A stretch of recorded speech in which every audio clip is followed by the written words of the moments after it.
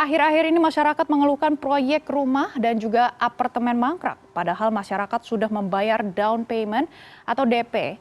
Bahkan ada juga yang cicilannya masih berjalan. Namun proyeknya berpotensi mangkrak. Alhasil kerugian diderita konsumen. Lantas apa yang bisa dilakukan oleh konsumen ketika menghadapi situasi seperti ini?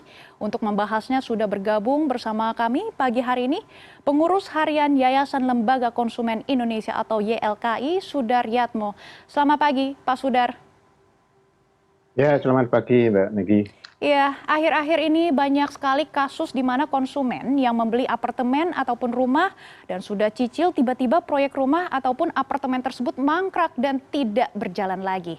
Akhirnya konsumen rugi. Dari data YLKI sendiri, Pak, ada berapa aduan terkait hal ini dan paling banyak pengembang dari mana saja, Pak?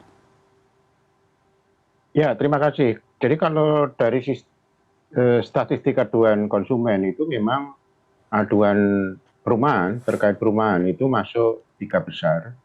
Kemudian kita bagi menjadi 2 antara landed house dan vertikal.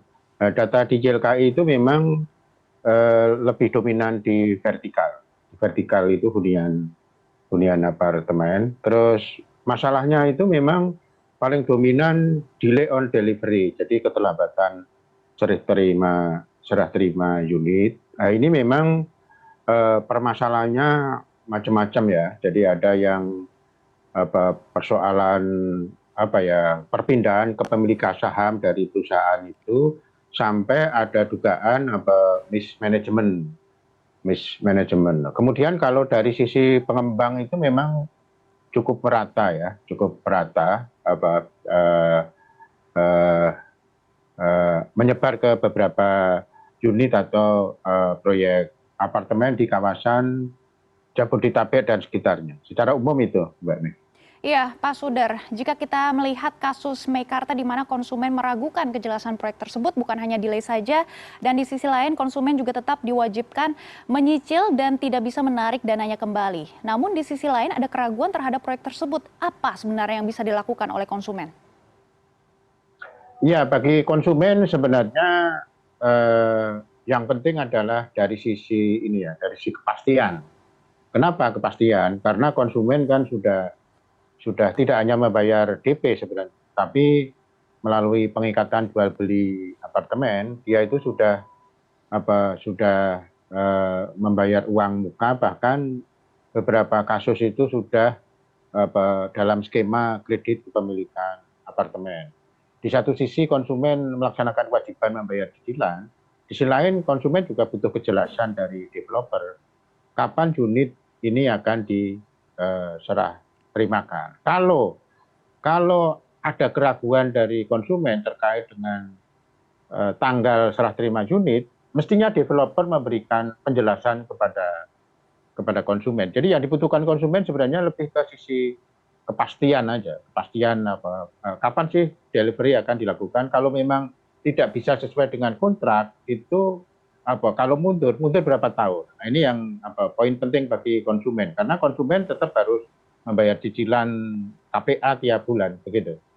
Baik, jadi konsumen memang berhak mendapatkan respon ataupun jawaban dari pengembang, tetapi ini seberapa kuat Undang-Undang Perlindungan Konsumen bisa melindungi konsumen untuk kasus seperti yang kita sebutkan sebelumnya, seperti Meikarta ataupun apartemen mangkrak lainnya? Ya, memang Undang-Undang Perlindungan Konsumen tidak mengatur secara spesifik ya terkait perlindungan konsumen apartemen. Tapi secara umum Undang-Undang Perlindungan Konsumen itu mengatur misalnya terkait dengan klausula baku. Klausula baku itu terkait dengan ini kontrak yang tidak adil. Jadi kita harus lihat apakah perjanjian pengitaan jual beli rumah, perjanjian apartemen itu memuat konten-konten yang bertentangan dengan Undang-Undang Perlindungan Konsumen terkait dari sisi fairness. Misalnya dari catatan YLKI itu misalnya, jadi kalau konsumen membayar denda terlambat membayar uang muka, itu dendanya begitu detail. Tapi begitu klausul terkait dengan serah terima unit apartemen itu ada yang tidak ada sanksi. Kalaupun ada sanksi itu sangat longgar, sangat longgar. Ini yang merugikan konsumen. Lebih detail sebenarnya diatur di undang-undang ini ya, undang-undang rumah susun, di mana memang dimungkinkan mekanisme pemasaran itu pre-project selling. Jadi sebelum unit itu jadi, itu pengembang itu boleh memasarkan unit kepada masyarakat, kepada konsumen. Nah, ini yang mungkin harus ada persyaratan yang lebih ketat, unsur-unsur apa sih yang harus ada ketika pre-project selling itu bisa dilakukan.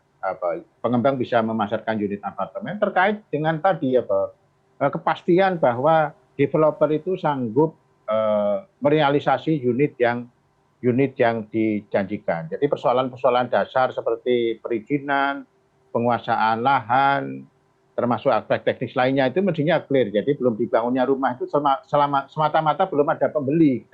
Sehingga secara teknis begitu ada pembeli, itu ya konstruksi itu bisa dimulai dan butuh waktu ya paling lama 3 tahun, mestinya seperti itu. Baik, jadi dari catatan Anda memang saat ini undang-undang belum berpihak kepada konsumen dan harus ada syarat yang spesifik untuk pengembang memasarkan produknya ke konsumen untuk tentunya melindungi konsumen sendiri ya. Dari catatan Anda sebenarnya ada berapa persen Pak probabilitas kemenangan konsumen jika kasus tersebut dibawa ke tingkat pengadilan? Ya memang ini ya, di dalam konteks delivery itu rata-rata instrumen yang digunakan kan mekanisme kepailitan. Jadi sudah ada presiden di putusan pengadilan bahwa keterlambatan serah terima unit rumah atau apartemen itu masuk kriteria hutang, sehingga konsumen itu bisa mengajukan pilot. Pilot itu juga ada dua.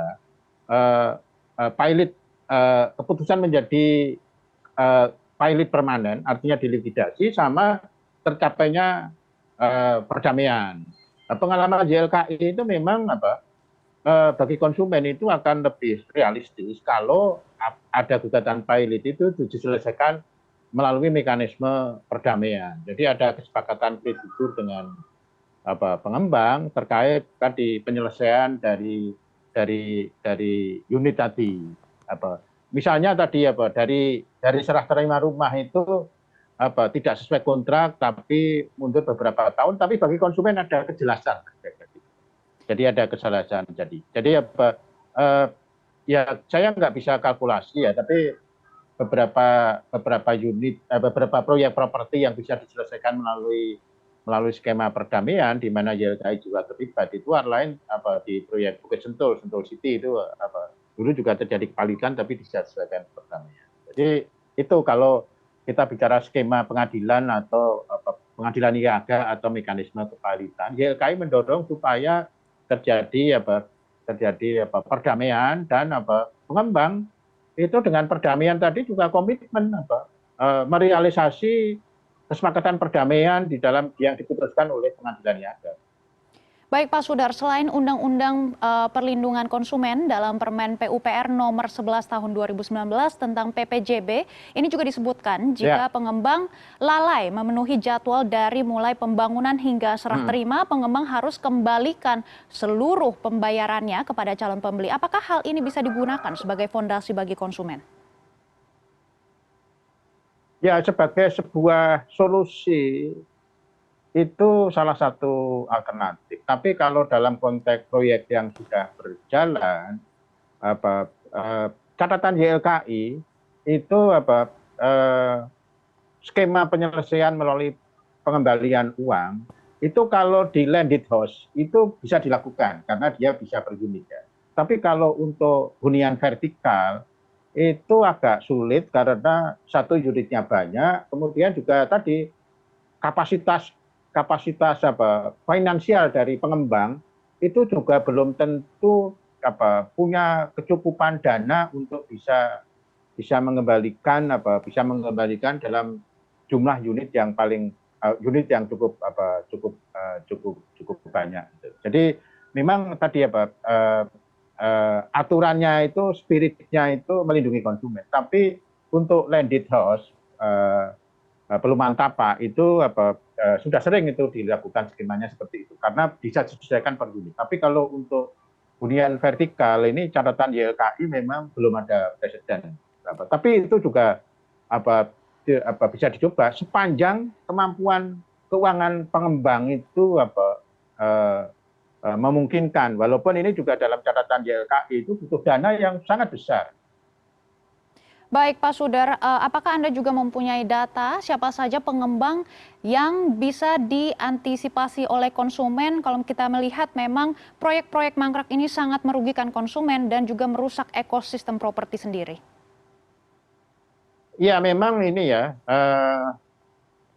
pertama memang ini ya, jadi kalau kita membeli unit apartemen itu kan ada di pasar primer, ada di pasar sekunder. Pasar primer itu ya tadi pre-project selling, unitnya belum jadi. Ya, ini memang lebih berisiko dari sisi konsumen, dan konsumen itu juga harus memperhatikan secara cermat dari sisi legalitas, kemudian kinerja track record dari pengembang, termasuk juga tadi prospek ke depan dari proyek apartemen tadi, dari sisi lokasi macam-macam tadi kan. Satu itu. Kemudian yang kedua ya pilihannya beli di pasar sekunder. Kalau pasar sekunder kan lebih aman karena unitnya sudah ada. Walaupun harganya biasanya lebih mahal. Kemudian yang ketiga ini memang jadi yang ketiga itu bagi konsumen ini juga ini ya jadi kalau kita beli di kawasan dengan tower yang cukup banyak itu biasanya itu memang bagi konsumen itu menjadi acuan dari tower yang sudah dibangun kan. Jadi tower yang sudah dibangun itu apakah sesuai dengan schedule atau enggak, delivery-nya sesuai dengan schedule atau enggak. Ini juga bisa menjadi pedoman. Sama tadi konsumen juga rajin-rajin melakukan mencari informasi terkait kinerja dari pengembang, termasuk juga kalau proyek yang sudah berjalan itu berapa banyak keluhan konsumen yang ada di sosial media atau di internet, itu juga bisa jadi referensi. Baik, jadi konsumen harus lebih cermat untuk memilih pengembang. Betul. Dan juga riset lebih dalam lagi. Dan yang kedua adalah mungkin kalau misalnya tidak berani untuk membeli dari pengembang, bisa dari pasar sekunder seperti itu ya, Pak Sundar. Terima kasih Anda sudah bergabung bersama kami di CNN Indonesia Bisnis dan Referensi.